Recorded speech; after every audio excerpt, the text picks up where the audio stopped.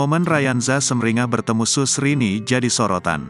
Usai ditinggal mudik selama 2 minggu, Rayanza akhirnya bertemu dengan Susrini.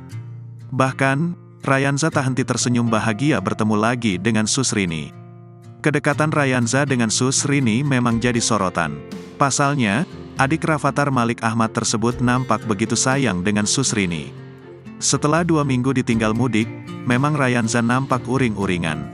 Beberapa kali ia terkadang memanggil nama Susrini. Kini, keduanya pun telah dipertemukan kembali. Ekspresi Rayanza pun terlihat begitu sumringah menyambut kedatangan Susrini. Rayanza, kata Susrini dikutip pada laman YouTube Rans Entertainment, Sabtu, tanggal 13 Mei tahun 2023.